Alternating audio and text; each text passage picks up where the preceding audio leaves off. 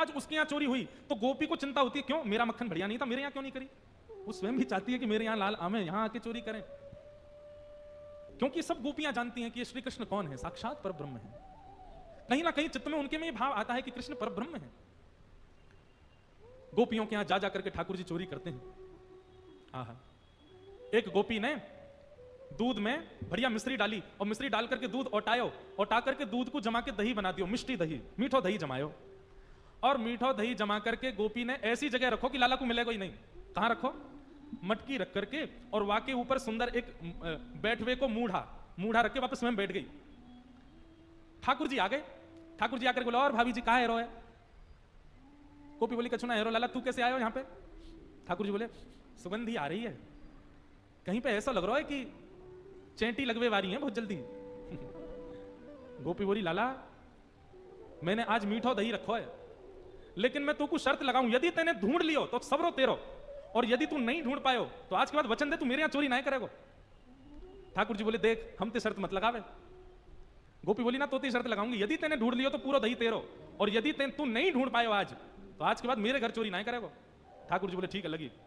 इतने में भगवान ने कहा कियो, ग्वाल बाल सब संगे है। अच्छा, इतने ट्रेंड हो गए हैं कुछ ही दिनों में कि इशारों से ही समझ जाते हैं सब ग्वाल बाल ठाकुर जी क्या कह रहे हैं। ठाकुर जी ने सब ग्वाल बालों को इशारा किया।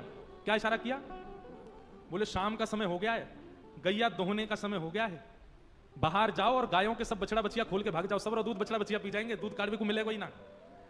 इतने में ग्वाल बाल दौड़ करके गए और गौशाला में जाके सब बछड़ा बछिया खोल दिए, और बछड़ा बछिया अपने अपने मैयान के थनन के मुख में लगा करके और पीन लगे।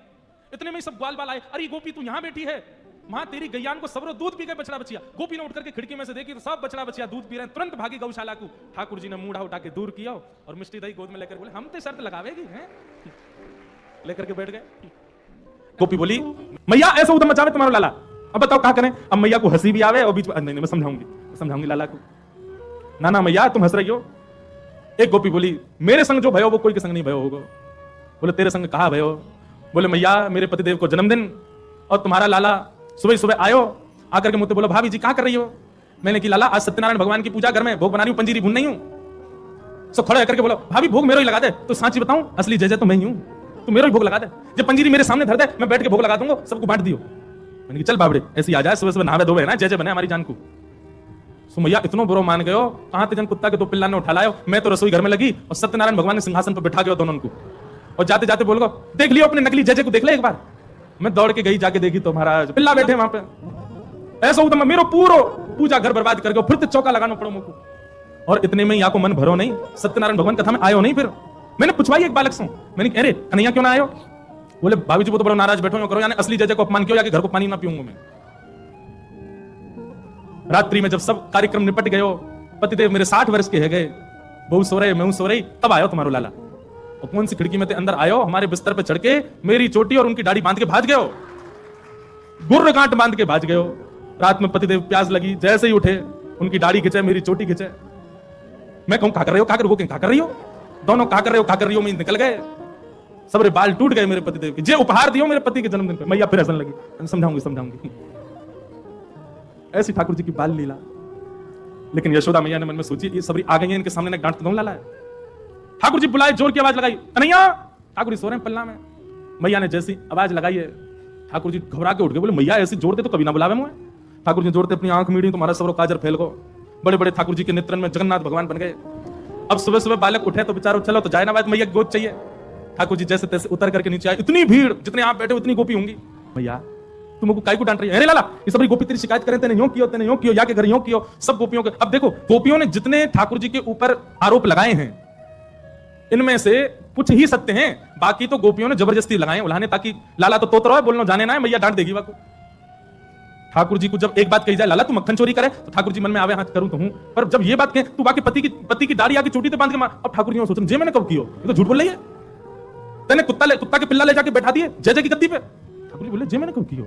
अब ये सब मन में विचार करें। अब छोटो बालक जल्दी उत्तर दे नहीं पाए, ठाकुर जी यशोदा मैया डांटने लगी, तो ठाकुर जी तो रोने लगे, और रोते रोते मैया से बोल रहे हैं, भैया सवेरे हेते ही नंद बाबा बलराम जी के संग में गैया चरावे चलो जाऊं मैं, और 4 प्रहर तक बंसी भट में मैया धूप ताप गर्मी उमस और सबन को सहन करे तेरो लाला।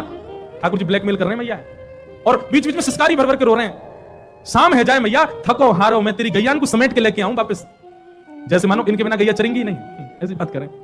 और या कितना छोटा सा हूं मैं, तू खड़ी है जा तो भी यूं देखूं मैं, इतना छोटा सा लाला, और इनके ऊंचे ऊंचे छिकान पे टंगी भाई मटकी में कैसे निकाल सकूं मैया?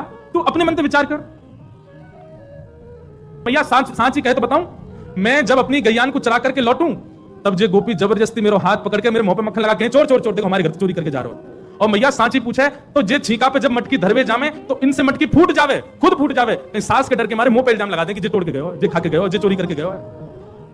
ठाकुर जी की बात सुन करके मैया तो बड़ी भावुक है गई। जब मैया ने एक भाव से में आई तो ठाकुर जी बोले अब ब्रह्मास्त्र छोड़ो। सो ठाकुर जी बोले मैया ये तो बहुत बोरी है, मैया तेरे मन में ये भावना नहीं है, इन सबन की बात सुन सुन के तेरे मन में ये भावना आ गई है, तेरे मन में कहां से आ जाएगी भावना? लेकिन मैया आज इन सबन की बात मान करके जो तेने मेरो हाथ इतनी जोर से पकड़ो, मैया अब मेरी बात सुन ले। बोले कहा मैया ले अपनी लकुट ले ले, अपनी कमरिया ले ले, कोई और बालक ढूंढ दियो, तेरी गैया चराते करोगे, मैं ना चराऊंगा अब घर से मेरा कोई संबंध नहीं। और मैया मैं तो जा रहा हूं घर छोड़ करके, अब कहीं और रहूंगा, जमुना जी किनारे साधु महात्मा के पास रह करूंगा, बाबा जी के पास रहूंगा मैं तो। नेक्स्ट से गोपाल जी जैसे ही अपने घर से निकलने लगे, छोटे से गोपाल जी छोटे छोटे चरण से जा रहे हैं, यशोदा मैया के हृदय में तो भाव उत्पन्न है कि दौड़ करके गई लाला को, अरे ना लाला भाजो, सबरी गोपी भगा दी, सब भागो यहाँ, मेरा लाला कहीं नहीं जाएगा। ठाकुर जी कैसे चोरी करते हैं, गोपियां